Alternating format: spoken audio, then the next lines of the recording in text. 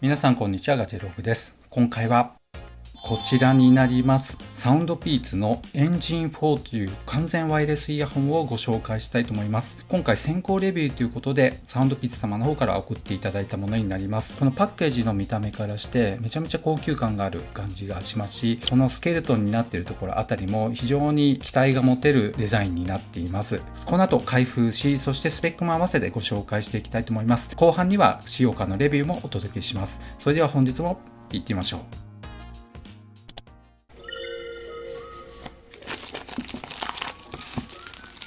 パッケージ内容がこちらの4点になっていました。まず本体ですね。予備のイヤーピース、そして USB-C ケーブル、ユーザーガイドになっています。ちなみにユーザーガイドはちゃんと日本語に対応しています。というわけでこちらが本体になりますが、すごいですね。このツヤツヤな感じめちゃめちゃかっこいいですね。では蓋を開けてみたいと思います。ということで出てきました。いやー、これはですね、ちょっと高級感がありますね。このテクスチャーの感じとか、そしてこのね、カラーリングもそうですし、サウンドピーツ製品いくつか使ってきましたが、これまでにない高級感を感じます。ちなみに以前レビューしましたサウンドピーツミニプロ HS というワイヤレスイヤホンになりますが、そちらとサイズがほぼ同等かなという感じですね。気持ち一回り大きいかなっていうぐらいでしょうかね。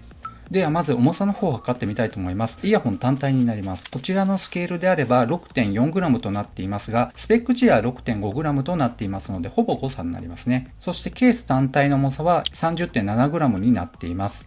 総重量になりますけども 43.7g となりました。というわけでスペック値は 43g となっているんですが、ほぼね誤差のレベルだと思います。では外観の方を見ていきたいと思いますけども、まずこのカラーリングになりますけど、落ち着いたブロンズになっています。ちなみに充電ポートは背面にありまして USB-C ポートがついています。隣にインジケーターもついています。そして蓋を開けますと、こちらに LED のインジケーターがついています。取り出してみましたけど、いかがでしょうか。この部分がスケルトンになっていて、より高級感が出ています。イヤーピースを取ってみましたが、いかがでしょうか。若干大きめの感じはしますね。そしてタッチセンサーの部分にサウンドピーツのロゴが入っています。特にこの特徴としましては、このね、デコボコの感じがしますけど、これはかっこいいですよね。手触りがすごくいいなと思います。そして滑り止めの代わりにもなるっていうのが、このデザインと合わせまして機能性を持たせてるっていうのもいいですね。というわけでここで主な特徴を見ていきたいと思います。まずサウンドピーツエンジン4は同軸デュアルダイナミックドライバーで広い音場を実現しています。また豊かな低音から中高域までを再現する、そうした性能も備えています。そしてなんといってもハイレゾ対応になっ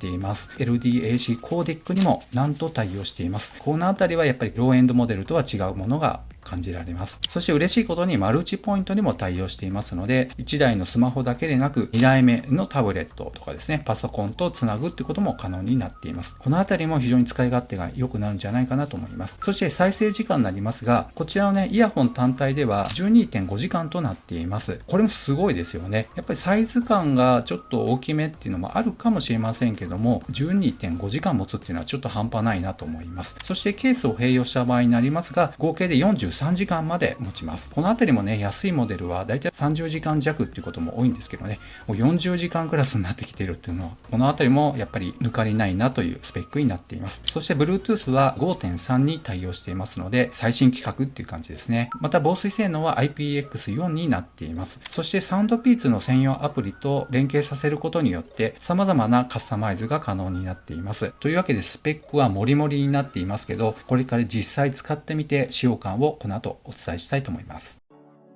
あれからですね、1週間ほど使ってみた上でのファーストインプレッションをお届けしたいと思います。まず最初は装着感についてになります。こちらのこの形状ね、最初見た時に本当にフィットするのかどうか心配だったんですけど、実際に耳に装着してみますと、なかなか装着感はいいなと思いました。ただ、耳に入れたとしても、ここで支えている感じになりまして、重量バランスとしてはどうしてもこちらの方が重くなっています。ですので、ちょっとね、重さを感じるなと思いました。とはいえ、ウォーキング中に落下するということもありませんし、頭を振ったところでで振り落とされるっていうこともありません。あまりね、激しいものであれば別かもしれませんが、全く問題ないレベルじゃないかなと思います。そして装着する際に当然ながらこうやってケースから取り出しをしますよね。で、その際にですね、この部分のテクスチャー、滑り止めっぽくなっているんですが、時期にもよるかもしれませんけど、気持ちね、こう取り出す時に滑るなというのをちょっと感じています。冬の乾燥気味になりますとね、取り出しがちょっとしづらいかなっていうのは正直思います。そして次に音質の面になります。これ一番ね、肝心なところになりますけど、一言で言いますと、まずドンシャリ系ではありませんでした。低音から高域に至るまで幅広いね、豊かな音質っていうのを味わうことはできますが、低域に関してはね、本当にドンドンドンっていう、そういった感じではありません。アプリでももちろん調整することはできますが、最大の重低音状態にしたとしても、ものすごい低音っていうわけではありませんので、非常にバランスの取れた音質だなと思います。そして開封してから使い始めて、1週間経ってようやくね、音が安定してきて、まろやかになったなと思いました。最初はちょっとこもりがちだったんですけども、だいたい1日あたり1時間か2時間ぐらい使用したとしたら、1週間ほどですので、だいたい10時間ぐらいでしょうかね。それで同じような音楽を聴いた時に、角が取れたような感じになって、まろやかな感じになってきました。なかなかお伝えするの難しいんですけども、そこまで行きますとね、高域から低域に至るまで、本当にね、透き通った音質を楽しむことができます。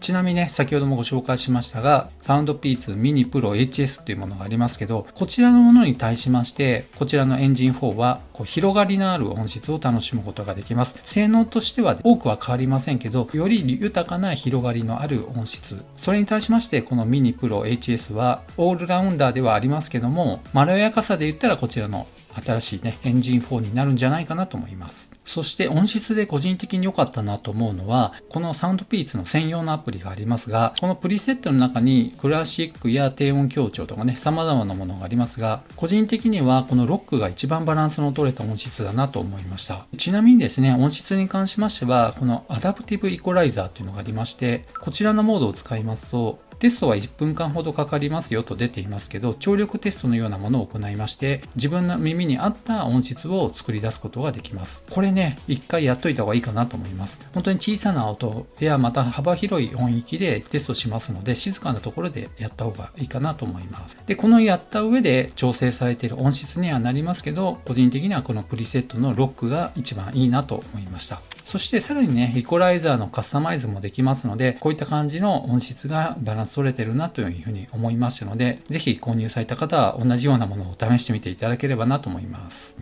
そして次に良かった点はバッテリーの持ちになります。これもケースと併用しますと43時間ということでしたので、このあたりは全く問題ないレベルだなと思いました。個人的に1日3時間から4時間ぐらいは平気で動画編集することもあるんですけども、それを使ったとしてももう全然ね、丸々1週間以上は持つというレベルになっていますので、よほどのことでない限りバッテリー持ちで悩まされることもないと思います。そして最後にやっぱ良かったなっていうのはマルチポイントに対応していることになります。スマートフォン2台今ありますけども、こちらの Android にペアリングしてある状態です。そしてもう1台、例えばこちらの iPhone になりますけども、こちらにも登録することができます。ただし同時に音楽を再生した場合、同時に流れてくるっていうことではありません。どちらか片方からの再生しか受け付けませんので、その都度ね、切り替えるってことにはなります。もちろん iPhone ではなく、もう1台をパソコンと接続するってこともできますので、いちいちペアリングを解除して登録し直しっていう必要がありませんので、このね、マルチポイント機能がついているに越したことはないかなと思います。